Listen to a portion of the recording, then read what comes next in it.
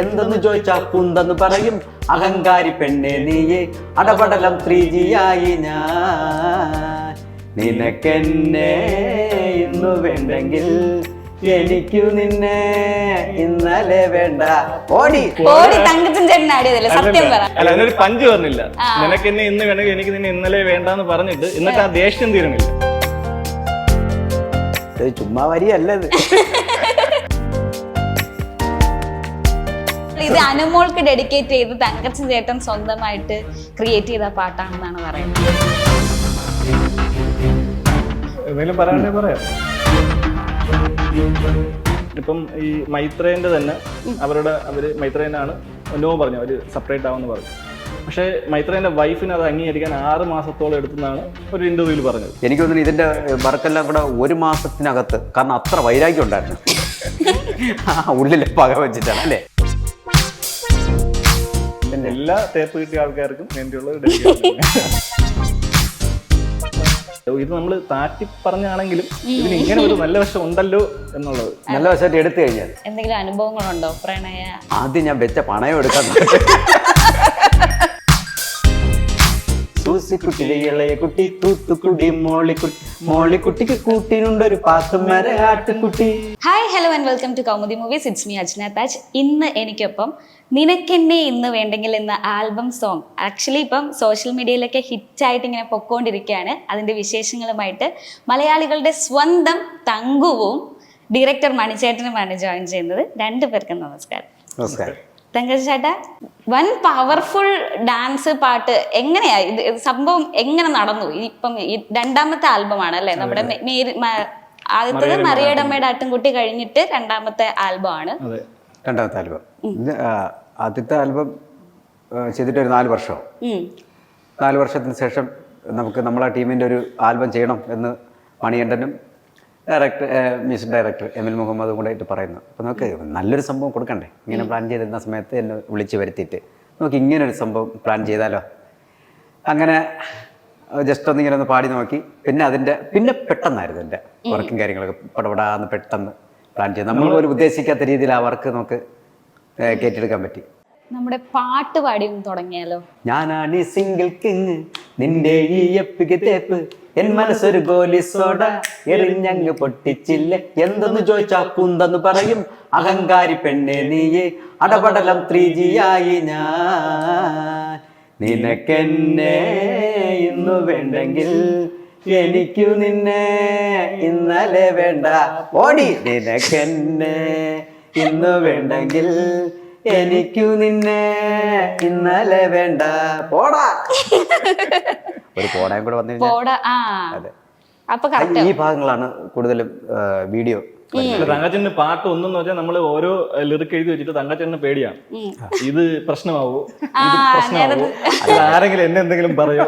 Political correctness, മറ്റേ body shaming, അങ്ങനത്തെ എല്ലാ സംഭവങ്ങളും ഇപ്പൊ നമ്മൾ ഭയങ്കരമായിട്ട് ചിന്തിക്കണല്ലോ. ഓരോ കാര്യങ്ങളൊക്കെ നമുക്ക് നോക്കി ചിന്തിച്ചൊക്കെ. അല്ല, ഇടയ്ക്ക് 2 ദിവസം മുമ്പ് തങ്കച്ചന്റെ വേറൊരു ഇന്റർവ്യൂ ഉണ്ടായിരുന്നു. അപ്പൊ അതിനകത്ത് ആങ്കർ ഇരുന്നിട്ട് ഇതിന്റെ വേറൊരു വശം പറഞ്ഞു, നമ്മൾ പോലും ചിന്തിച്ചിട്ടില്ല. അതായത് പല പ്രണയങ്ങളും ഇപ്പൊ നമ്മള് പ്രണയം എസ് പറയുമ്പോൾ അംഗീകരിക്കും പോലെ തന്നെ നമ്മൾ നോയും അംഗീകരിക്കണം. ഒരാൾ വേണ്ടാന്ന് പറയുമ്പോൾ നമ്മളത് അംഗീകരിക്കണം. പക്ഷെ ഈ അംഗീകരിക്കാനുള്ള ടൈം ഡ്യൂറേഷൻ ചിലവർക്ക് വളരെ കാലം എടുക്കും, ചിലവർക്ക് പെട്ടെന്ന് ചെയ്യാൻ പറ്റും. ഇപ്പം ഈ മൈത്രേന്റെ തന്നെ അവര് മൈത്രേനാണ് നോ പറഞ്ഞു, അവര് സെപ്പറേറ്റ് ആവുമെന്ന് പറഞ്ഞു. പക്ഷേ മൈത്രേന്റെ വൈഫിന് അത് അംഗീകരിക്കാൻ 6 മാസത്തോളം എടുത്തെന്നാണ് ഒരു ഇന്റർവ്യൂവിൽ പറഞ്ഞത്. അപ്പം ഇങ്ങനെയാണ്. അപ്പം പക്ഷേ അത് ഓപ്പോസിറ്റ് ചെയ്യുന്ന ഒരാള് നിനക്കെന്നെ ഇന്ന് വേണമെങ്കിൽ എനിക്ക് നിന്നെ ഇന്നലെ വേണ്ട എന്ന് പറഞ്ഞ് അത് അവിടെ ക്ലോസ് ചെയ്യണം ചെയ്യണം. എന്ന് വെച്ചാൽ അതിന്റെ പിറകിൽ പോവാതെ അതവിടെ ക്ലോസ് ചെയ്യണം ചെയ്യണം. ഇത് പുള്ളിയുടെ ഒരു വേ ഓഫ് തിങ്കിങ്ങിൽ പുള്ളി പറഞ്ഞതാണ്.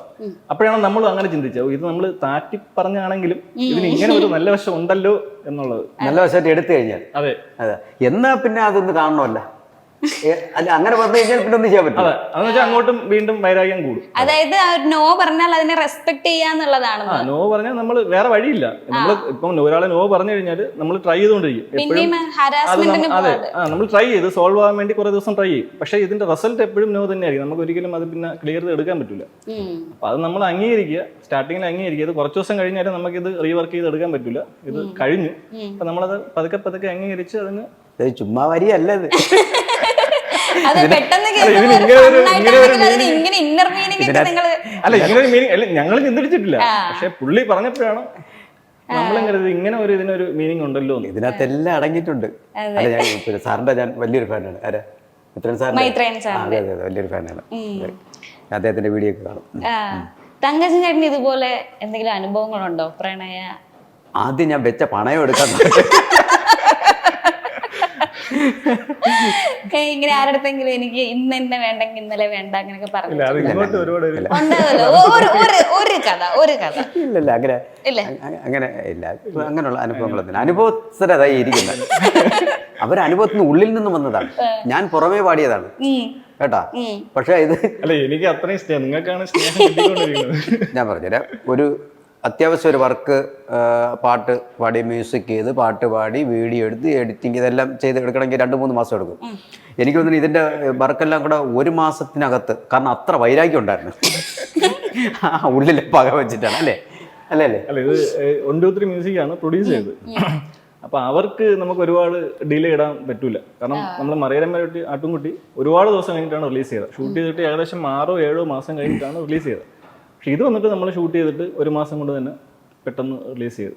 ഇത് നമ്മൾ യങ്സ്റ്റേഴ്സ് ആയിരുന്ന സമയത്ത് ചെയ്ത ഒരു പാർട്ടാണ്. അതായത് എമിലിന്റെ കോളേജ് ടൈമിൽ മ്യൂസിക് ബാൻഡ് ഉണ്ടായിരുന്നു. അപ്പൊ അതിനു വേണ്ടി ചെയ്ത സോങ്ങിന്റെ ഒരു ഫസ്റ്റ് ലൈന് കംപ്ലീറ്റ് നമ്മൾ അതിലുള്ളതാണ്. പിന്നെ അതിന് ശേഷമുള്ളതിനകത്താണ് ചേഞ്ചസ് ഉള്ളത്. നമ്മൾ ഈ എന്താണ് പാടാൻ വേണ്ടി സ്റ്റുഡിയോ പോയിരുന്നിട്ട് അവിടെ നിന്ന് എല്ലാവരും കൂടെ എഴുതിയാണ് ബാക്കി ലിറിക്സ് ഒക്കെ ഉണ്ടാക്കിയത്. കുറച്ച് ചേഞ്ചസ് എനിക്ക് ഈ എമിലിക്കയുടെ ഈ ആൽബത്തിനെ പറ്റിട്ട് എനിക്കറിയാം. അതിനകത്തൊരു ഒരു സെറ്റ് ഓഫ് സോങ്സ് ഇല്ലായിരുന്നു അവരുടെ. അതെ അതിനകത്ത് അത് 2006 തോന്നുന്നു. അല്ല അന്ന് പോടിയൊന്നുമില്ല. പക്ഷെ അതിനകത്ത് തങ്കച്ചൻ ചേട്ടൻ ആടിയതല്ലേ സത്യം പറ. അല്ല അതിനൊരു പഞ്ച് പറഞ്ഞില്ല. നിനക്ക് എന്നെ ഇന്ന് വേണമെങ്കിൽ എനിക്ക് നിന്നെ ഇന്നലെ വേണ്ടാന്ന് പറഞ്ഞിട്ട് എന്നിട്ട് ആ ദേഷ്യം തീരണില്ല. അപ്പൊ അങ്ങനെ വന്നപ്പോഴാണ് ആ പോടി ഇവിടെ ആടിയത്. അതൊരു പ്രതിഷേധം. അതെ. നമ്മൾ അതിനകത്ത് തന്നെ ഒരു സമരം പോലെ ചെയ്തിട്ടുണ്ട്. അത് പ്രതിഷേധമാണ്. അവരെ കളിയാക്കിയോ അല്ല ഇത് ആദ്യം തോന്നിട്ട് നിനക്കെന്നെ ഇന്ന് വേണ്ടെങ്കിൽ എനിക്ക് നിന്നെ ഇന്നലെ വേണ്ട ഇങ്ങനെയാണ്. അപ്പോൾ യമുല് പറഞ്ഞ് അത് വേണ്ട, നമുക്ക് രാഗം വേണ്ട, ഇതൊരു പ്രതിഷേധമല്ലേ. ജാഥ വിളിക്കുമ്പോൾ അങ്ങനെ ജാഥ വിളിക്കുന്ന രാഗത്തിന് വിളിക്കില്ല. ജാഥ വിളിക്കുന്ന പറഞ്ഞാൽ ആ കാര്യം നടക്കാൻ വേണ്ടി പ്രതിഷേധമല്ലേ. അപ്പൊ നമുക്കിങ്ങനെ നിനക്കെന്നെ ഇന്ന് വേണ്ടെങ്കിൽ എനിക്കു നിന്നെ ഇന്നലെ വേണ്ട ഓടി എങ്ങനെ നമ്മൾ സിന്ദാബാദ് പറയില്ല. ഒരു സമരം കഴിയാൻ നേരത്തെ നമ്മളൊരു മുദ്രാവാക്യം വേണം. അപ്പൊ അതിനാണ് ഈ കോടി ആടിയത്. പക്ഷെ ഇതിനകത്ത് ഉള്ള ഒരു ചെറിയ ഇതെന്ന് വെച്ചാല് ലേഡീസ് റീൽ ചെയ്യുമ്പോഴും അവര് കോടി എന്നാണ് പറയുന്നത്. അപ്പൊ നമ്മളത് പോടെ ആക്കിയിട്ട് ഒരു ഫീമെയിൽ വേർഷൻ അങ്ങനെ ഒരു പ്ലാൻ ഉണ്ട്. അങ്ങനെ ഒരു പ്ലാൻ അത് നമ്മൾ റെക്കോർഡിംഗ് ചെയ്യുന്ന സമയത്തേ ഉണ്ടായിരുന്നു. അപ്പൊ ഇത് കുറച്ച് കയറിയിട്ട് നമ്മളത് റിലീസ് ചെയ്യാൻ വേണ്ടി വെയിറ്റ് ചെയ്യാണ്. അപ്പൊ അങ്ങനെയാണെന്നുണ്ടെങ്കിൽ ഫീമെയിൽസിനും പ്രതിഷേധിക്കാം. പിന്നെ നമ്മുടെ ടേസ്റ്റിനുള്ള ഒരു പാട്ടുണ്ടല്ലോ, ഈ പട്ടിക്കുട്ടിയും പൂച്ചക്കുട്ടിയും ആട്ടുകുട്ടിയും ഇതൊക്കെ ഉണ്ടെങ്കിൽ നമ്മളെ ഈ പിള്ളേരുടെയും ഫാമിലിയുടെ ഒക്കെ ഒരു ചെറിയൊരു ഇതിങ്ങനെയൊക്കെ പാടിയിട്ടുള്ള ഒരു ചെറിയൊരു ഓഡിയൻസ് ഉണ്ട്. അപ്പൊ അവർക്ക് ഇഷ്ടപ്പെടാൻ വേണ്ടി ഇനി അടുത്ത് വരുന്ന പാട്ടുകളും ഇതുപോലത്തെ ഇതാണ്. ഞാൻ ഈ കൂടുതലും പ്രകൃതി പാട്ടുകളാണ്. അത് ഇടയ്ക്ക് ഈ ആട്ടുകുട്ടി അല്ലാതെ ഈ പാമ്പും അങ്ങനെ പാമ്പും പഴുതാരെ കുറിച്ചൊക്കെ പാട്ടൊക്കെ പാടി. എളുപ്പമുണ്ട്. അല്ല പിള്ളേർ ഇഷ്ടപ്പെടും. പ്രാസങ്ങള് മാട്ടുപ്പെട്ടി ജോസുക്കുട്ടിയുടെ മൂത്ത കുട്ടി സൂസിക്കുട്ടി, സൂസിക്കുട്ടിയുടെ ഇളയ കുട്ടി തൂത്തുക്കുട്ടി, മോളിക്കുട്ടിക്ക് കൂട്ടിനുണ്ടൊരു പാത്തുമര ആട്ടുകുട്ടി. ഈ ആട്ടുകുട്ടിയെ കണ്ണ് വെക്കണ നാട്ടിലുള്ള ഒരു ബീരാൻകുട്ടി, ആട്ടുകുട്ടിയെ കണ്ണ് വെക്കണ നാട്ടിലുള്ള ഒരു ബീരാൻകുട്ടി.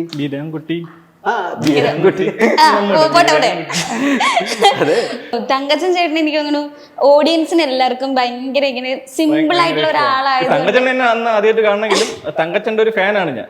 പണ്ട് മുതലേ മിമിക്സ് എല്ലാവിടെ മിമിക്സ് ഉണ്ടെങ്കിൽ ഞാൻ കാണാൻ പോകും.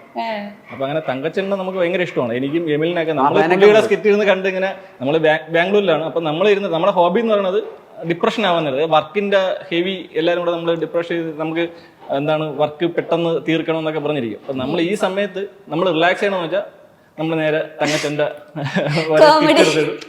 ഇപ്പൊ അതൊക്കെ പോയി. ആ ഫാനും ആ ഭഗവാനും ഒക്കെ ഇപ്പൊ പോയി. അത് പോയി, രണ്ടുപേർക്കും പോയി. അത് തങ്കച്ചേട്ടൻ ഇത്രയും എല്ലായിടത്തും സ്നേഹമാണല്ലോ തങ്കച്ചേട്ടൻ. അങ്ങനെ എനിക്ക് തോന്നുന്നു ഒരുപാട് ഹെയ്റ്റ് കുറവായിട്ടുള്ള ആളാണ്. കാരണം ഈ ഫണ്ണൊക്കെ ആയിട്ട് ഇങ്ങനെ നടക്കുന്നത്. ഇപ്പൊ റിയൽ ലൈഫിലാണെങ്കിലും നമ്മൾ കാണുമ്പോൾ തന്നെ നമുക്ക് എപ്പോഴും ഇങ്ങനെ ഓർത്തിരിക്കുന്ന ഒരാളാണല്ലോ. അത്രയും സ്നേഹം കിട്ടുമ്പോ അത് എങ്ങനെയാ ചേട്ടന്? സന്തോഷമല്ലേ? അയ്യോ, ഈ ഒരു ഓപ്പോസിറ്റ് ഒരാൾ വെറുക്കപ്പെടുക, അതിൻ്റെ ഓപ്പോസിറ്റ് ഒരാളുടെ സ്നേഹം കിട്ടുക എന്ന് പറഞ്ഞാൽ നമുക്ക് കിട്ടുന്നതിൽ ഏറ്റവും വലിയ അംഗീകാരമല്ലേ. ബാക്കി കിട്ടുന്നതൊക്കെ, ബാക്കി സാമ്പത്തികം കിട്ടുന്നു, അത് കിട്ടുന്നു, അതെല്ലാം പിന്നില്ലേ. സ്നേഹം കിട്ടുക എന്ന് പറഞ്ഞു കഴിഞ്ഞാൽ അത് വലിയ ബുദ്ധിമുട്ടാണ്. ഒരു തമാശ പറയുമ്പോൾ അത് അംഗീകരിക്കുക, ഒരു എന്തെങ്കിലും ഒരു 2 വരി പാട്ട് പാടുന്ന സമയത്ത് അത് കൊള്ളാമെന്ന് പറയുക. അപ്പോൾ നമ്മൾ കാണുമ്പോൾ നല്ലൊരു ആദരവോടുകൂടി സ്നേഹത്തോട് സംസാരിക്കുക, അല്ലെങ്കിൽ വീട്ടിൽ ക്ഷണിക്കുക, കുടുംബക്കാരോടൊപ്പം അല്ലെങ്കിൽ ഒരു ഫോൺ ചെയ്ത് സംസാരിപ്പിക്കുക, വീഡിയോ കോളിൽ സംസാരിപ്പിക്കുക എന്ന് പറഞ്ഞു കഴിഞ്ഞാൽ നമുക്ക് എന്തിനേക്കാളും വലുതാണ്. അല്ലാതെ നമുക്ക് വേണ്ട കാര്യങ്ങളൊക്കെ മെയിനായിട്ട് അത് തന്നെ വേണം, പൈസ കാര്യങ്ങളൊക്കെ വേണം. പക്ഷെ അതിലപ്പുറത്ത് സ്നേഹം എന്ന് പറഞ്ഞ് എന്ന് പിന്നെ ഇതിന്റെ കമന്റ് വന്നിട്ട് സ്നേഹം കൊണ്ട് മാത്രം തന്നെ ജീവിക്കാൻ പറ്റൂടെ? നിന്റെ കാറിന്റെ ലോണൊക്കെ സ്നേഹം കൊണ്ട് അടയ്ക്കാൻ പറ്റൂടെ? ഫാൻസ് കംപ്ലീറ്റ് ചെറിയ പിള്ളേരാണ്, കുട്ടികളാണ്. അതെ അതെ. അപ്പൊ ഈ കൊച്ചു ടി വി കഴിഞ്ഞ് കഴിഞ്ഞാൽ നേരെ തങ്കത്തിന്റെ ഷോ ആണ്. സ്റ്റാർ മാജിക്കിലൊക്കെ ഓരോ വേഷങ്ങൾ ഇട്ട് വരുമ്പോഴത്തേക്കാണെങ്കിൽ ചേട്ടന്റെ ആ പ്രസൻസ് ഓഫ് മൈൻഡ് ആണ് എന്നെ എപ്പോഴും അത്ഭുതപ്പെടുത്തിയിട്ടുള്ളത്.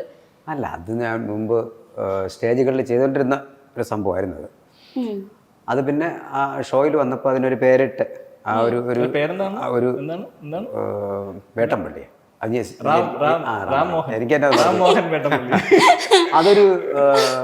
അതിനൊരു പേര് കേട്ട് പിന്നെ അതിന്റെ കുറച്ച് സംഭവങ്ങളൊക്കെ ചെയ്ത് ഡയലോഗ്സ് ഉണ്ടല്ലോ ഈ ഇതിന്റെ ഇടയിൽ, അത് പ്രോഗ്രാം ഇല്ലാത്ത സമയത്ത് വാർക്കപ്പണി, അതെങ്ങനെയാണ്? അത് ഇവന്റെ അഖിലിന്റെ അനൗൺസ് എല്ലാം കൂടെ നല്ലതായിരുന്നു. പക്ഷെ ഇപ്പൊ അത് ചെയ്യുന്നില്ല. ഇപ്പം അത് സ്റ്റേജുകളിൽ അത് ഇപ്പൊ അത് ചെയ്യാൻ പറ്റില്ല സ്റ്റേജുകളിൽ. അതെ അതെ, അത് മുമ്പ് സ്റ്റേജ് ചെയ്തോണ്ടിരുന്നതന്നെ. അതിന്റെ ഒരു പ്രത്യേകത എന്ന് വെച്ചാൽ നമ്മൾ ചെയ്തൊരു പടത്തിലൊരു അനൗൺസ് ഒക്കെ, അതായത് കൃഷ്ണനായിട്ട് വന്ന തനി കുചേലൻ, കുചേലനായിട്ട് വന്ന തനി കുചേലൻ. അപ്പൊ അതുപോലെ ഇപ്പം തങ്കച്ചേട്ടൻ ഭയങ്കര ഫേമസ് ആണ്. അപ്പൊ തങ്കച്ചേട്ടൻ ഇന്ന് ഏതൊക്കെ വേഷം, അതായത് ആ ഷോ കണ്ടിട്ടുണ്ടോ? അത് അതിനകത്ത് തങ്കച്ചണ്ണനാണ്, ആരായിട്ട് വന്നാലും തങ്കച്ചനാണ്. പക്ഷെ അതിനകത്ത് നമ്മൾ വിചാരിക്കുമ്പോൾ മോഹൻലാലിനെ കാണിച്ചു കഴിഞ്ഞാൽ മോഹൻലാലിട്ട് വരുമെന്ന് കഴിയും. പക്ഷെ ഷോ തുടങ്ങാൻ നേരത്ത് തിരിയണ സമയത്ത് തങ്കച്ചണ്ണനായിട്ടാണ് പറഞ്ഞത്. മോഹൻലാലാണെന്ന് സ്വയം വിശ്വസിച്ചിട്ട്. പക്ഷെ ഷാറുഖാനുണ്ട്, ഷാറുഖാൻ. പക്ഷെ ഞാനൊരു ക്യാരക്ടറുകൾ ചെയ്ത സമയത്ത് ആ ക്യാരക്ടറിനോടൊരു ഞാൻ പറയും, എനിക്ക് ഇത് എടുക്കാനുള്ള എടുക്കേണ്ട യാതൊരുവിധ ക്വാളിറ്റി ഇല്ല, അത് ഇതിനു വേണ്ടിയാണ്, എന്നോട് ക്ഷമിക്കണമെന്ന് ഞാൻ. ലാലേട്ടന്റെ എന്തോ ഗാന്ധർവത്തിലെ ഗാന്ധർവല്ല, ലാലേട്ടനെ ചെയ്യണത് മറ്റേ പഴയ ഒരു പാട്ടുണ്ടല്ലോ, മറ്റേ ബാക്കില് കുത്തു കൊണ്ടിട്ട് പറഞ്ഞ ക്ലൈമാക്സിൽ വന്നിട്ട് പറയും മേക്കപ്പ് ഇട്ട ആള് കുത്തിയതാണെന്ന് പറഞ്ഞ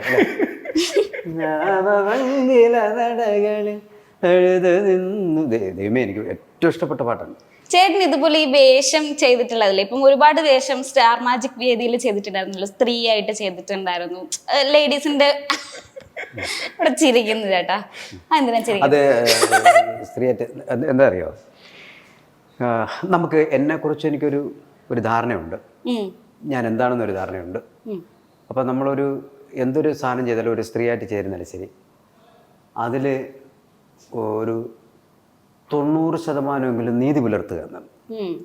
നമുക്ക് അതിനോട് ചേർന്ന ഒരു പെർഫെക്ഷൻ, ഒരു നൈറ്റിയോ ഒരു ചുരിദാറോ എടുത്തിട്ടിരുന്നാലും നമ്മുടെ ഈ മീശയും താടിയൊക്കെ വെച്ചിട്ട് ആ ക്യാരക്ടർ ചെയ്യുന്നത് ആ ക്യാരക്ടറിനോട് കാണിക്കുന്ന ഏറ്റവും വലിയ ദ്രോഹമാണ്.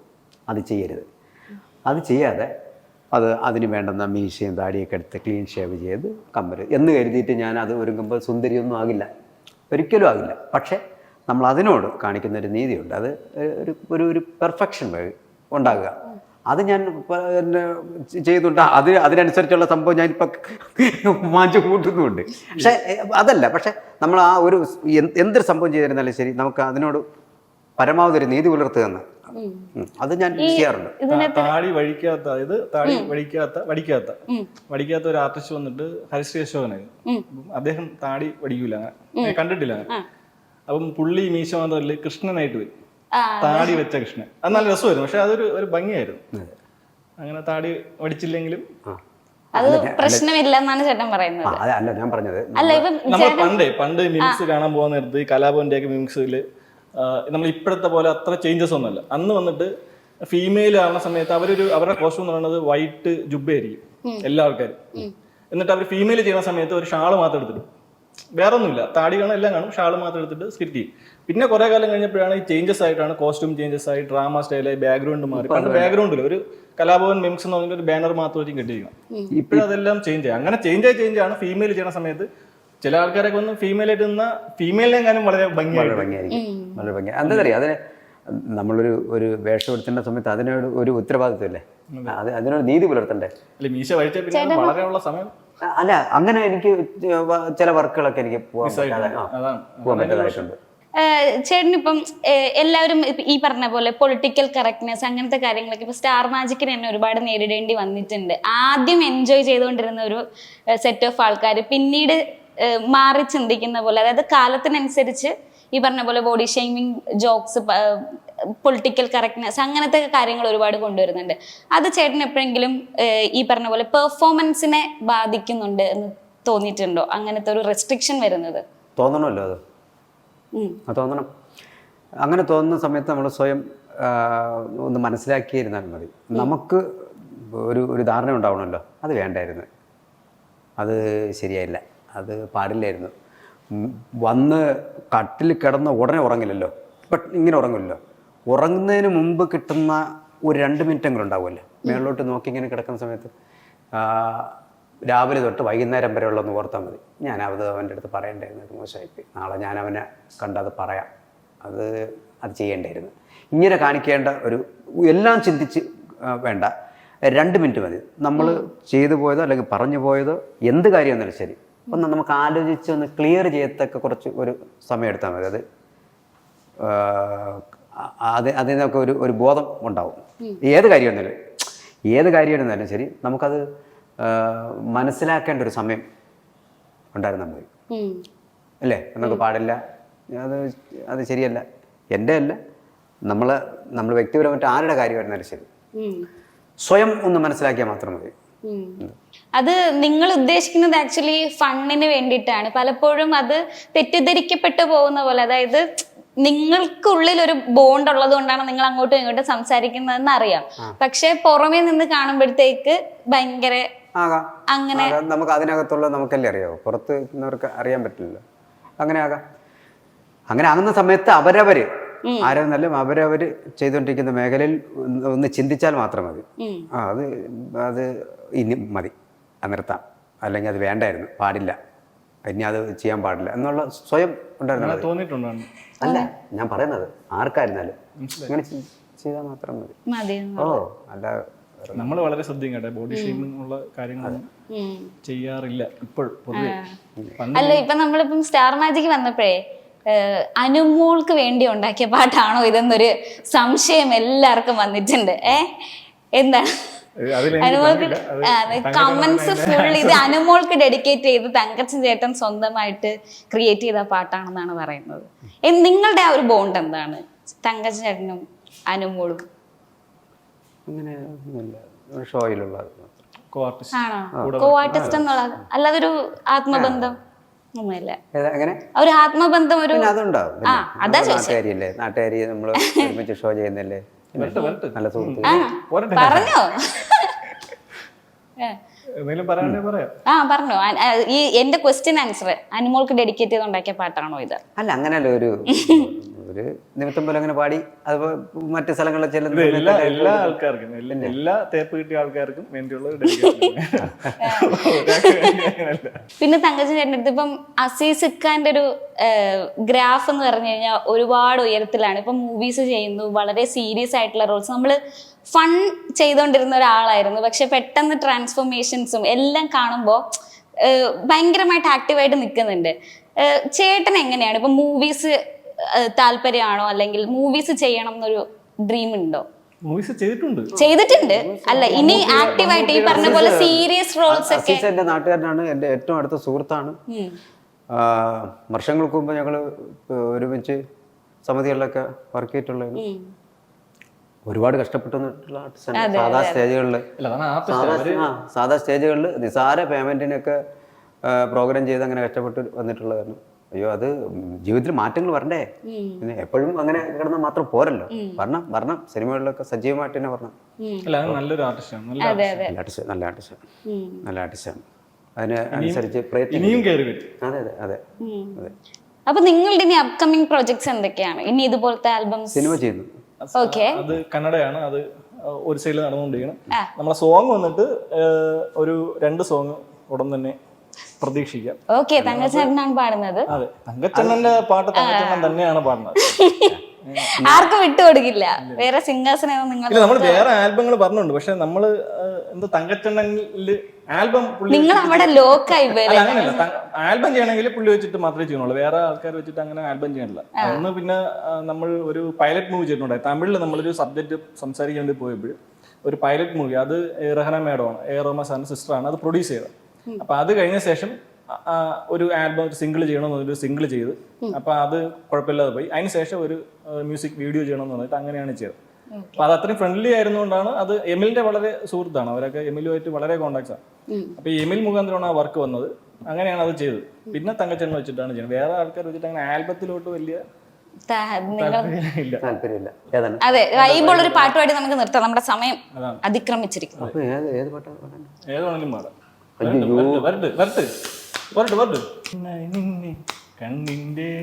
നിന്നെ താരാട്ടും പാടി പാടി ഹൃദയത്തിൽ ചെപ്പിൽ വച്ച് തിരിഞ്ഞൊന്നും നോക്കാതെ നീ ദൂരേക്ക് പോയൊരു നാളിൽ ഒരു കാര്യം കാതിൽ ചൊല്ലാൻ ഞാൻ. നിനക്കെന്നെ ഇന്ന് വേണ്ടെങ്കിൽ എനിക്കു നിന്നെ ഇന്നലെ വേണ്ട. ബോഡി നിനക്കെന്നെ ഇന്നു വേണ്ടെങ്കിൽ എനിക്കു നിന്നെ ഇന്നലെ വേണ്ട. എനിക്ക് നമ്മുടെ ആൽബത്തിലെ പാട്ട് മാത്രമേ പാടാൻ അറിയത്തുള്ളൂ. അങ്ങനെയൊന്നുമില്ല, സത്യം. ഇന്നലെ രാത്രി എന്നെ വിളിച്ചിടാ, പിന്നെ കൗമുദിയുടെ ഇന്റർവ്യൂ ആണ് കേട്ടാ, നമുക്ക് അത്യാവശ്യം 2 പാട്ടൊക്കെ പാടണമെന്ന് പറഞ്ഞിട്ട് ഞാൻ അമ്മയുടെ മണിയുടെ അമ്മയുടെ ചോദിച്ചു പറഞ്ഞു, അവൻ പാട്ട് ബുക്ക് അങ്ങോട്ട് വാങ്ങി.